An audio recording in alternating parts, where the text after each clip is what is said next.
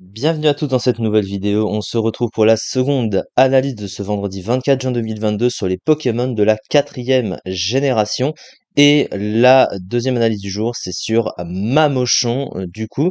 Alors, Mamochon, qui est un des rares types glace corrects en stratégie.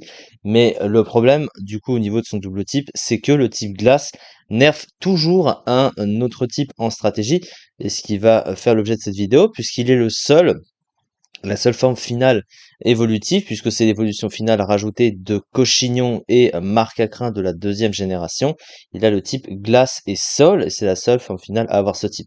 Parce que le type sol, c'est un des meilleurs types en stratégie, surtout c'est un des trois types super efficaces sur le type acier, mais le type glace, lui, est le pire type stratégique du jeu. Donc quand tu les réunis ensemble, bah, le type glace va nerf, surtout défensivement le type sol, puisque glace et sol, défensivement, c'est un type mauvais, hein, qui possède pas moins de 5 faiblesses. Un combat feu, plante, acier et eau. Alors même si la faiblesse feu peut être artificiellement annulée, mais c'est quand même beaucoup. Et surtout, il a pas beaucoup de résistance à côté, hein. Il a une immunité électrique évidemment et une résistance poison, mais pas plus que ça. Donc défensivement, c'est vraiment très mauvais.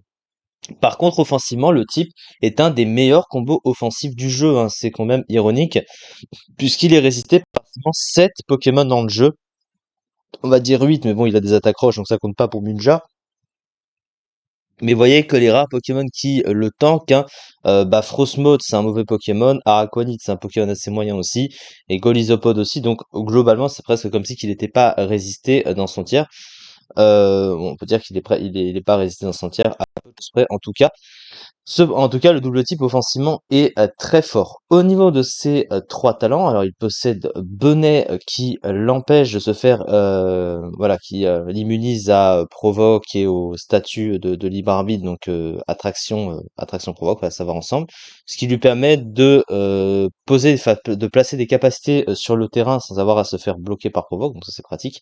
Et surtout, ça l'immunise aussi depuis la huitième génération à intimidation, et comme c'est un Pokémon très offensif, eh bien, il en profite. Rideau Neige, ça c'est banni en général dans les hautes tiers stratégiques, puisque ça augmente de 25% l'esquive du Pokémon sous la tempête de grêle. Alors ça dépend de la grêle, qui est un climat très rarement vu en stratégie, mais comme c'est basé sur l'esquive, c'est normalement banni. Et il a Isogresse qui lui offre une pseudo-résistance glace et une pseudo-résistance feu.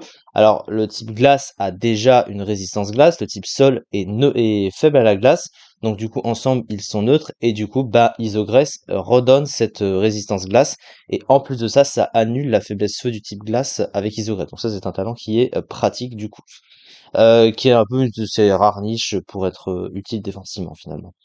Au niveau de ses stats, du coup, alors la première des choses qu'on remarque, c'est son attaque de 130. Et ce Pokémon tape extrêmement fort, hein. 130, c'est la même stat d'attaque que Karchakrog, donc c'est un Pokémon qui tape très fort. À côté, son bulk, bon, il a 80 en défense, 60 en speed, 110 en PvE. C'est un bulk acceptable, pas non plus exceptionnel, puisque tes défenses sont pas si exceptionnelles que ça.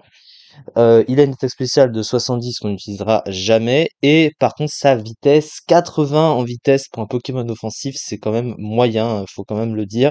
Alors même s'il a accès à une priorité stabée, hein, vu qu'il a accès à Éclat Glace, malgré ça, bah, ça rend le Pokémon pas très rapide et c'est un petit peu compliqué pour lui de se placer.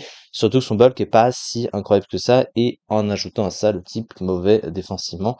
Donc voilà, on comprend vite pourquoi.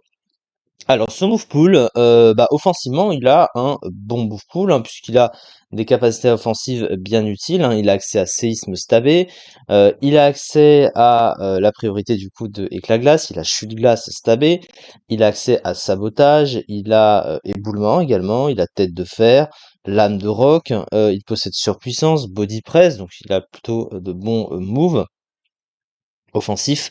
Il possède également les pièges de roc, hein, comme on peut le constater, mais le gros problème de ce Pokémon, c'est que ses capacités de placement sont pratiquement inexistantes. À part les pièges de roc, eh bah, il fait rien sur le terrain, ce Pokémon, il peut pratiquement rien faire. Il peut même pas se setup, hein, il n'a pas accès à de bouffe de boost genre Danse Lame, notamment pour renforcer son côté offensif. Et il a pas non plus de move pour booster sa vitesse, éventuellement, hâte ou je sais pas, Poliroche par exemple, hein, il a pas ça non plus.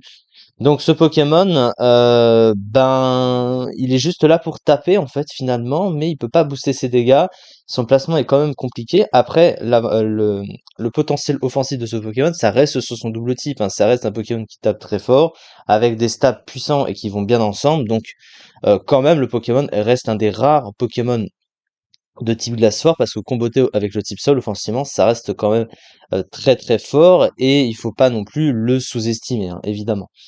L'affiche stratégique, du coup, de très bons PV et une excellente attaque, un des meilleurs double types offensifs, un move pool suffisant, de talent utile selon le rôle, Bonnet qui empêche la provocation, utile dans un rôle de lead, et Isogress favorisant son staying power, mais vitesse insuffisante pour un sweeper, double type mauvais défensivement, légèrement contrebalancé par Isogress, pas de capacité de placement, donc ça c'est dommage, c'est-à-dire qu'il est un peu prévisible, et pas une si grosse solidité défensivement, évidemment, et avec un double type mauvais défensivement, de toute façon, voilà.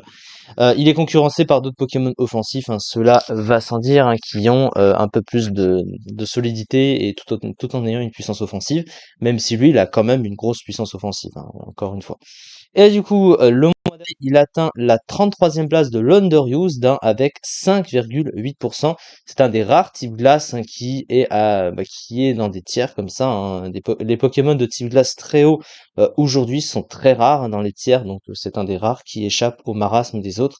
Donc on peut au moins lui admettre ça, même si à peine 6% d'un tiers, c'est quand même pas non plus incroyable. C'est ça du coup pour cette vidéo. On se retrouve du coup demain pour la suite des analyses sur les Pokémon de la 4e génération. Merci beaucoup de m'avoir suivi et à très vite.